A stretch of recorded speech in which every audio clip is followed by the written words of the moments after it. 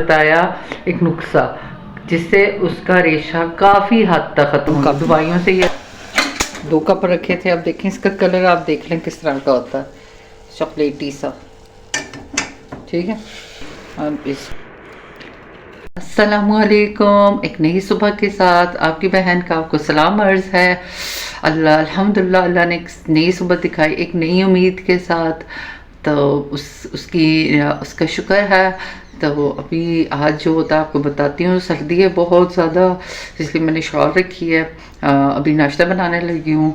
अब तो सब सो रहे हैं अभी, तो वो लेट उठता, वो रिफ्रा थोड़े लेट उठते हैं, फिर मैं भी सोने देती हूँ। रिफ्रा भी आज का फ्री है, उसने सेकंड ईयर किया था, सेकंड ईयर के बाद मैंने उसका भी आई कॉम किया था। दरअसल वो पढ़ना चाहती थी फिज़िकल एजुकेशन, और उसको आई कॉम मैंने करवा दिया, बस उसको यही गिला था। फिर यहाँ पे शिफ्ट हुए और अभी उसका आगे एडमिशन करवाना है। मैं अब्दुल अहद को नाश्ता बना दूँ, उसको लेट हो रहा है, फिर मैं आपसे बातें करूँगी। ये गुस्सा किया तो बीमारी का सरताज किधर चले गए हैं अब्दुल समद? अल्लाह ताला के पास। अल्लाह ताला के पास चले गए हैं। सरताज याद आते हैं आपको? नहीं, मामू याद आते हैं। मामू को याद आते हैं। मामू किधर गए हैं? मामू भी चले गए। मामू भी चले गए, किसके पास? अल्लाह ताला के पास।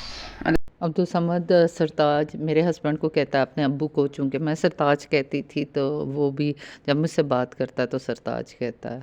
और ये अपने मामू और अब्बू को बहुत ज़्यादा याद करता है, उन्हीं की बातें करता रहता है। ज़ाहिर है ये इतना छोटा तो नहीं है, अभी 7 साल का पूरा हो गया है। तो जब वो फोत हुए तो अब्बू फोत हुए 5 साल का था। इफ़रा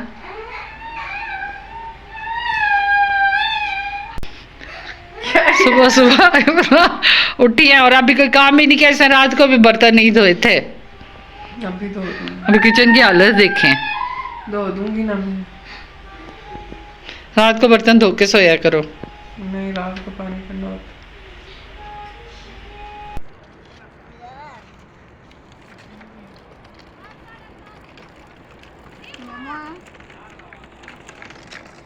अभी निकले थे हारिम को घुमाने, अंदर बैठ बैठ के तंग आ गए थे। मैंने कहा थोड़ा सा इसको भी घुमा के लाओ, हम तो फिर बाहर निकल जाते हैं।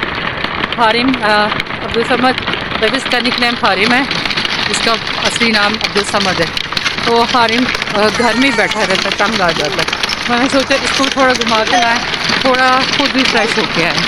तो बाहर अभी शाम का वक्त है, बड़े मज़े का मौसम है। अभी घर अब्दुल समद ने ज़िद लगाई थी मुझे शॉप पर लेके जाएं, शॉप पर लेके जाएं। तो पैसे मैं साथ लेके गई नहीं थी, पर ये हमारे साथ वाले अंकल हैं शॉपकीपर, बहुत अच्छे हैं, उधार में भी चीज़ दे देते हैं। तो मैंने उनसे कहा अभी तो मैं पैसे लेके आई नहीं, चलें आप इसको दे दे, मैं बाद में भेज दूँगी। तो फिर मैंने इसको थोड़ी बहुत चीज़ लेके दी। कोशिश ये मेरी होती है दुकान की चीज़ों से फ्रूट वगैरह ज़्यादा खाए, पर बच्चे हैं, बच्चे ज़िद लगाते हैं। और ये थोड़ा सा ऐसा बच्चा है, इस समझता भी नहीं है बात को, फिर इसकी बात कभी कभी पूरी करनी पड़ जाती है। और डर भी लगता है, बीमार हो जाता है, फिट्स पड़ जाते हैं। तो बस इस वजह से थोड़ा लाडला भी है हमारा, हर बात अपनी मनवा लेता है हमसे। अब मैं बताती हूँ मैं अब्दुल समद को सीढ़ियाँ कैसे चढ़ाती हूँ। उतरते वक्त तो थोड़ा सा आगे से ऊपर करो, व्हील चेयर उतर जाती है, पर जाते हुए कैसे मैं करती हूँ, बस यहाँ से उठा उल्टा आराम से सीढ़ियाँ चढ़ जाती हैं।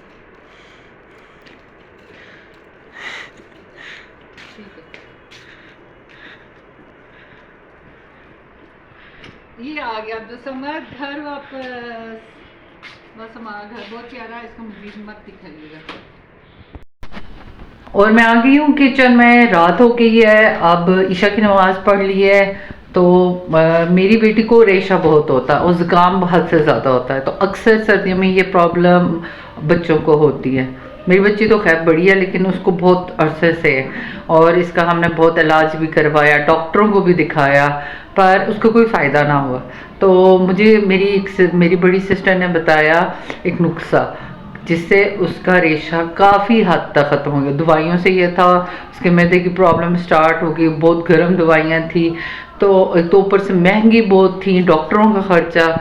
तो इस नुस्खे ने मेरी बहुत मदद की और आज मैंने सोचा वो आपके साथ भी शेयर किया जाए, क्योंकि सर्दियों में अक्सर बच्चों को ज़ुकाम की प्रॉब्लम होती है और रेशा होता है। तो आप ये दवाई में 100% तो नहीं कह सकती, शफा देने वाली अल्लाह की ज़ात है, लेकिन मैंने अपने बच्चों पे आजमाई है और अल्हम्दुलिल्लाह मुझे इसका बहुत पॉजिटिव रिज़ल्ट मिला है। और मेरी बच्ची का अब भी जब सर्दियाँ आती है मैं स्पेशल जाके उसके लिए अंजीर लेके आती हूँ, ये अंजीर के साथ होता है, और ताकि उसको कावा बना सकूँ और वो उसको आराम। अब मैं बताती हूँ अंजीर का कावा कैसे बनाते हैं, चलें मेरे साथ।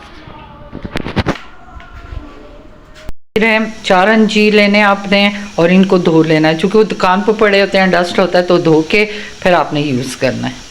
ये मैंने चढ़ा दिया है पानी, ये 2 कप पानी है।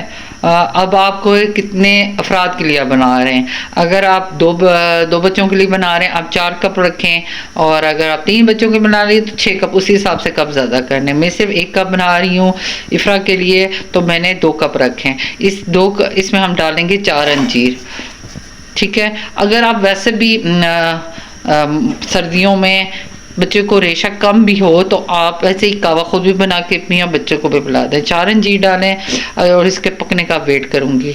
इसको इतना पकाऊंगी कि ये 2 कप 1 कप में रह जाए, और इसमें कुछ और नहीं डाला, यानी ना चीनी डाली है ना कुछ। अंजीर खुद ही मीठे होते हैं और उसमें चीनी वगैरह किसी और चीज़ की ज़रूरत नहीं, सिर्फ अंजीर डाल दें। पानी उबलने शुरू हो गया हुआ, आप देखें ये उबल रहा है।